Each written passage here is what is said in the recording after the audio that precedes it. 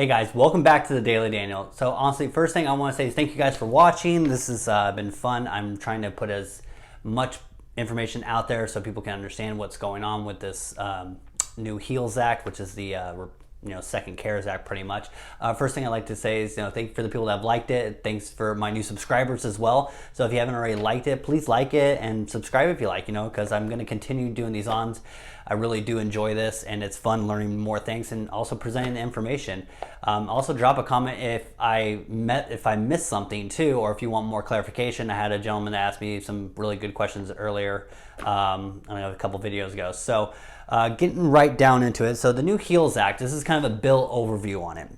So this is pretty much our flat point in terms. So this is where Republicans are, this is their lowest thing they're going to do from understanding that. So we have nothing but to go up from here. So you're going to see Democrats that are at $3 trillion again, Republicans down here at $1 trillion, and they're going to, you're going to see this go up and change, hopefully in the benefit of the people. There are a lot of things in this act that are for businesses, not for people. But we're going to go over this, and actually there's an interesting thing for students as well too. So let's just dive right into it.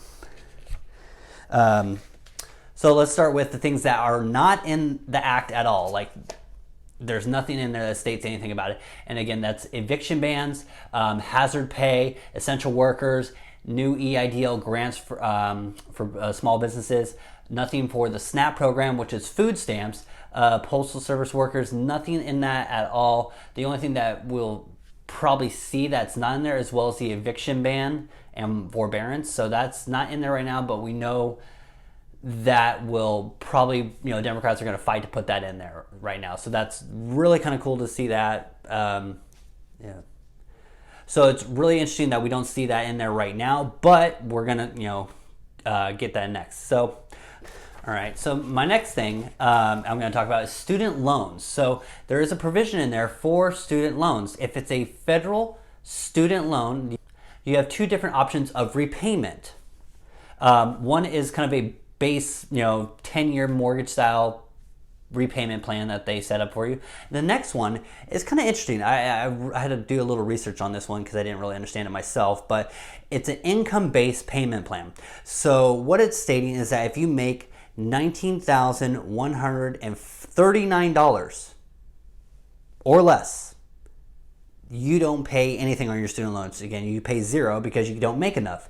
But if you make $19,140 or more, then you start paying a 10% whatever is above that. So saying if you make $100 more than that, then you only pay $10 onto your student loan. So it's kind of an interesting development. And again, after also on that portion, after 20 years, if you've been paying on your student loans, it is a forgivable loan. It's gone.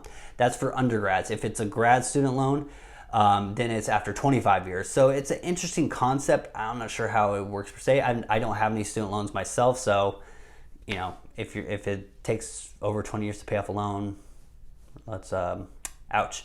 Anyways. All right, so the next thing in there is going to be school funding. School funding, again, so it's $70 billion for K through 12, and there's going to be $30 billion for colleges.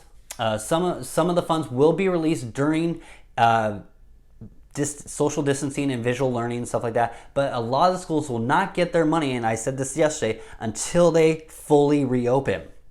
So it's that incentives to school, like, hey, if you want more money, reopen. So it's kind of the federal government dangling the carrot there, but it's like, hey, are we ready? Is it time enough for us to reopen? So it's going to be a gray area on that one. But again, it's incentive for schools to open, but hopefully, everyone will be safe at the same time. I'm currently going to school as well. I'm a college student. All my stuff is online learning, which has been okay for me, but I know others, people have had trouble with it. It's not their style of learning, but I actually enjoy it, so it's been nice. So the next thing, again, these are, and I'm going to go into the stimulus checks and the unemployment breakdown in just a little bit, but this is for businesses. And so, okay, they have an employee retention credit. So what it is, so it's more for businesses in a sense. So you can extend, it's an extension of the CARES Act. So instead of 50%, it goes to 65% of wages. And again, so from $10,000 to $30,000 now. So in a scale of, how does this make sense to put it in layman's terms? Say if you rehire an employee and they made up to $30,000, you can take 65% of that against your business as a credit. So you can get $19,500.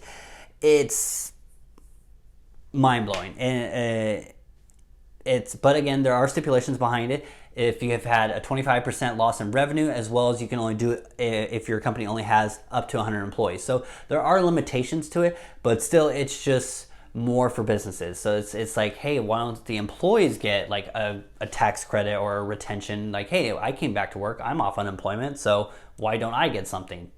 It's just a little frustrating at times. Here's another thing. It's a work opportunity tax credit. So it's another thing for businesses. So it's expanded to employers to rehire people that were on unemployment, that are on unemployment. So employees that hire people back that are unemployment would get a tax credit. It would be up to 50% of the first $10,000 they've earned with you. So and it's also in the first years of wages. So they get $5,000 for every employee they hire back that was on unemployment. It's just more money for businesses. You kind of see where I'm going with this. And again, a friend of mine who's a business owner, him and I had a very long conversation about this. And I understand he is a business owner, so it's benefit to him. But what about the employees? Just saying. Okay, so there's a new tax credit for Uber drivers, self-employed people, 1099 realtors, all that stuff. It's a tax credit that allows you, at least the companies like Airbnb, Uber, Lyft, Postmates, all them, to provide you benefits, and not health benefits, but like benefits in a sense where they can give you money to, clean your car, repair your car, whatever other things, to give you like a little bit of extra things, and not treat you like an employee. And the reason they don't do that now is because they're at risk. The IRS would come in and say, hey, so those are people who are actually employees, they're W-2, they're not 1099. So this would allow them to give you a little bit extra to maintain and clean your car, especially if you're transporting food or people. People just want to make sure on that. Another thing as well, Medicare premiums will not be going up this year. That's one thing on there. And then another thing for businesses, that all business meals will be, for 2020, have 100% available deductions. So again, that's on this bill as well. If that passes, then whatever you deem as a bill or whatever you classify as a bill, talk with your CPA if you have one. If you're self-employed, you can deduct 100% of your meals, which is kind of interesting. This is a good thing I like about it that they've done. It's that there's a thing into the HEALS Act that would increase funding for Social Security and Medicare trust funds, which is awesome.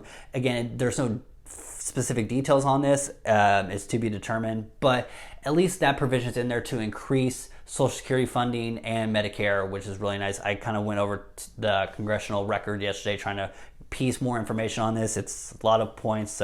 But let's get into what you guys actually came in here, which is the unemployment. So if you've already seen a video on it, it's kind of the same breakdown premises. If you've already seen videos on it, then you probably already kind of understand what it is. But to give you a kind of a simple clarification on what it is. So first off, we are getting $1,200 checks. That's gonna happen. When and where, who knows? How the unemployment is presented right now. So at the end of the beginning of August to the end of September, it will be a flat $200 a month. It'll be a flat $200 a week. Then after that, starting in October, it would go to a max benefit of $500 a week, not exceeding 75% of your prior income. So, and how that works, here's a simple way to look at it. So if you make $52,000 a year before tax, that's $1,000 a week. So that means that so here in California, we make $450 a week. So to get to that extra boost, it would give me an additional $250 to get me to $700 a month. $700 a week. So there you go. You would get $1,400 a week. That's $2,800 a month. So that's, again, it's it's 75% of your actual income, or sorry, 70%.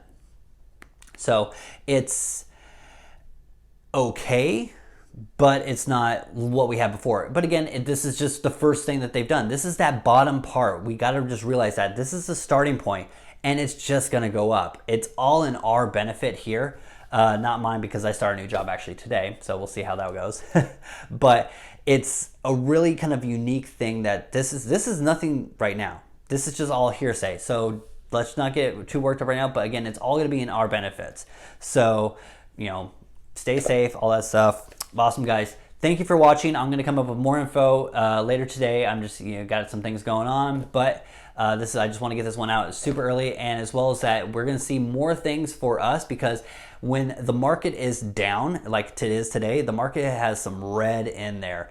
It's in our benefit, because Donald Trump is going to be talking with Mitch McConnell and saying, hey, like, I need my people happy. So you just kind of watch that. When the market's down, Congress starts talking more. When the market's up, they shut up. And one of those things. But awesome again, guys. Thank you for watching. If you haven't already liked it, please like it. Please comment, even if it's just one word. Just looking for some feedback. And I enjoy doing this. And I'll catch you guys in the next one. You've gotta know that nothing lasts.